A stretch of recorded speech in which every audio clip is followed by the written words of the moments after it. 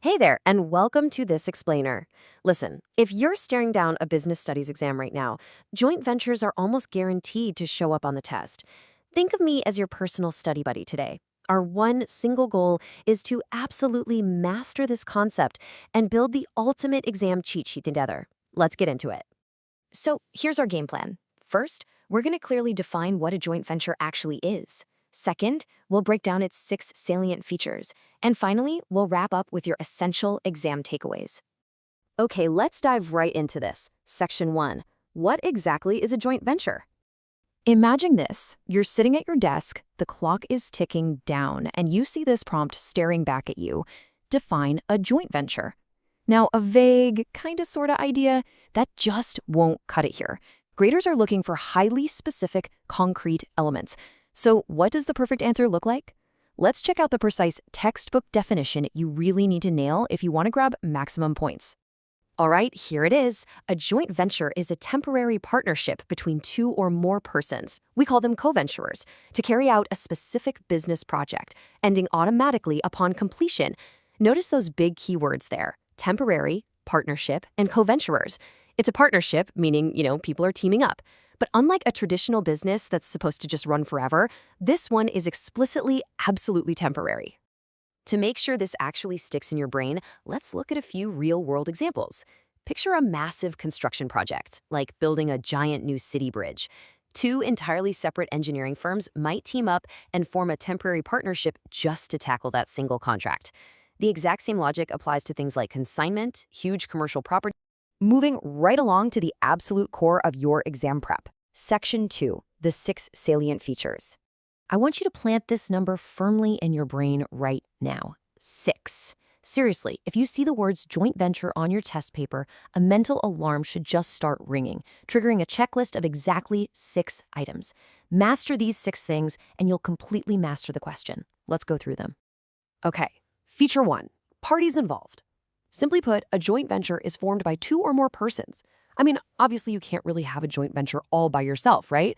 Just like any standard business partnership, it inherently requires at least 2 participants, those co-ventures we were just talking about, for the agreement to even exist. Moving to feature 2, specific purpose. The main objective here is to execute a particular venture or project. See, unlike a regular everyday business that might sell, shoes today and then suddenly decide to sell hats tomorrow, a joint venture has a totally laser-focused goal. That one single project literally defines its entire existence. Remember that bridge construction example we used? The specific purpose is building that exact bridge, and absolutely nothing else. Feature 3, no firm name. Now, what's really interesting about this slide is that normally no specific firm name is even used. Why? Well, mostly because of its incredibly short lifespan. Going through all the hassle of registering a formal company name, hiring graphic designers, doing a massive rebrand, it's just not worth it for a project that might only last a couple of months. The co-ventures just operate under their mutual agreement. And that builds perfectly into feature 4, temporary nature. Now, we touched on this earlier in the definition, but it is an absolutely crucial salient feature all on its own. It's inherently temporary. The agreement automatically stands terminated as soon as the project is completed. Actually, do me a favor and underline that phrase in your mind right now. Automatically stands terminated. That right there is a golden keyword phrase for your exam grader. You don't need some massive, drawn-out legal dissolution process like a regular corporation. Once the goal is hit, boom, the venture's done. All right, feature 5 covers profit and loss sharing. Naturally, co-venturers are going to share profits and losses in some agreed ratio. Maybe it's 60-40 or maybe 70-30, usually depending on who brought what to the table. But notice the default 50-50 split we're visualizing here. If there is absolutely no specific agreement in place, profits and losses are shared equally. Just a clean, right down the middle split. Exam graders absolutely love to test you on default rules when there's no agreement, so make sure you lock in this equal ratio. And finally, we hit feature 6, freedom to continue your own business. This basically contrasts their shared, temporary project with their own individual freedom. During the entire tenure of the joint venture, the co-venturers are completely free to just keep running their own regular businesses, unless, of course, they specifically agreed not to. Think back to our 2 engineering firms building that bridge. They're still out there, independently bidding on and building totally different projects. The joint venture doesn't just swallow up their entire corporate identity. So, the crucial point is really how we package all this up for test day. Section 3, final exam takeaways.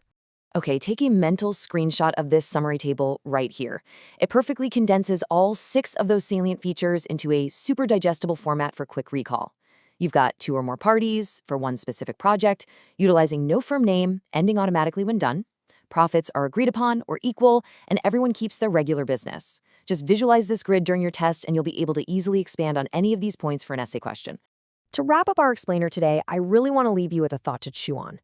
Based on these 6 features, what specific local project in your own town would make the absolute perfect joint venture? Maybe it's 2 rival restaurants teaming up for a huge summer food festival. Or maybe some local contractors joining forces to build a new community center. Applying this stuff to the real world is for sure the absolute best way to cement these concepts long after we're done here. Thanks so much for studying with me today. And hey, go ACE that exam.